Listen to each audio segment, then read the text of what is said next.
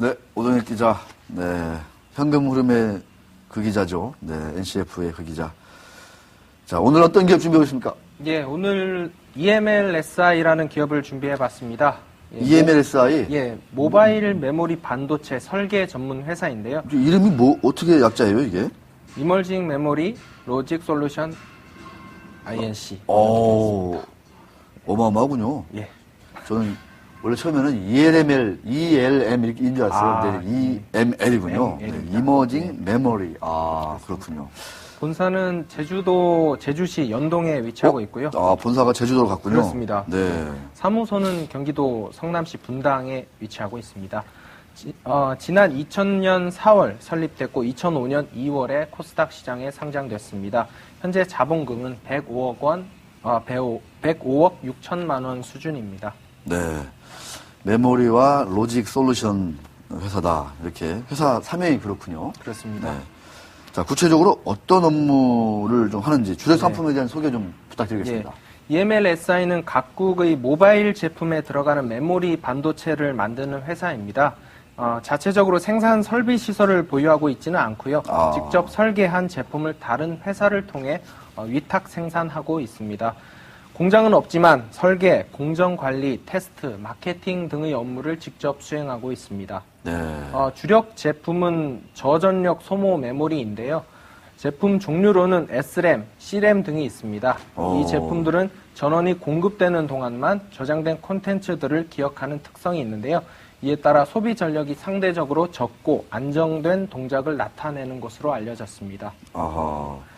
매출 비중이 좀 제품별로 어떻게 됩니까? 예. 제품별 매출 비중을 살펴보면요. 올해 기준으로 C램 부문이 전체 매출액의 78%를 차지할 정도로 압도적인 비중을 기록하고 있습니다. 이 밖에 S램이 6%, 로열티 14% 등이 주요 매출 부문입니다. 그렇군요. 자, 이 얘기를 들어보니까 S램, C램, 이건 이제 전원이 공급되는 동안만 저장된 콘텐츠를 교육하는 특성이 있다. 그렇습니다. 그래서 효율성이 뛰어나다. 예. 네. 그러니까 한마디로 얘기해서 이런 그 메모리 반도체를 설계해서 그 라인을 가지고 있는 파운드리 회사에 넘기면 거기서 이제 만들어가지고 예, 이제. 그렇습니다. 네. 세트 업체들한테 공급을 해서 매출을 내는 그런 구조군요. 자, C램 비중이 거의 80% 육박하고 있습니다. 예. 네. 그 실적 추이, 곧 3분기 실적이 발표될 것 같은데 어떻습니까? 예, 사실 제가 이 3분기 실적 준비를 했는데요. 네. 회사가 어제 잠정 영업 실적 공시를 했거든요. 아, 잠정치. 예, 잠정치를 발표를 했는데요.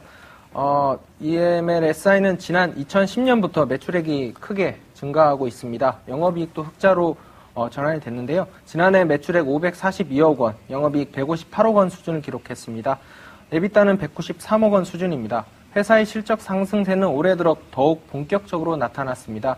상반기 기준 매출액 467억 원, 영업이익 110억 원을 기록했습니다. 에비타는 124억 원입니다.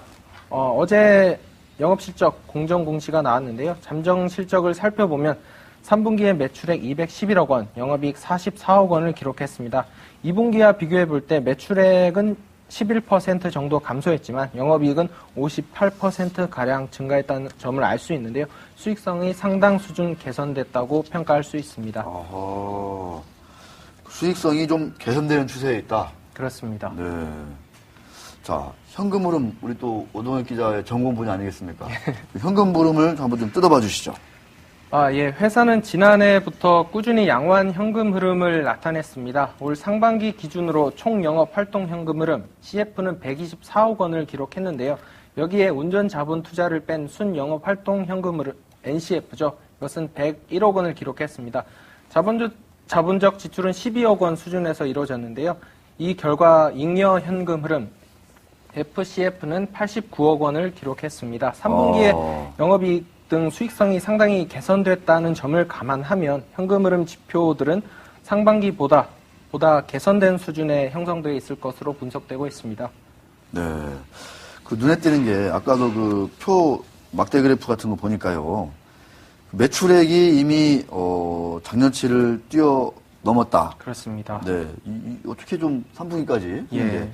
그 올해 전체 매출액과 영업이익 수준이 상당히 좀 기대가 될 법도 한데 어떻습니까? 예.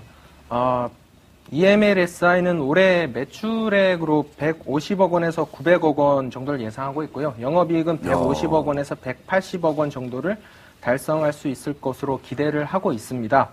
이는 회사 설립 이후 최대치인데요. 전반적인 세계 경기 하락으로 기존 제품에 대한 수요는 줄어들 전망입니다.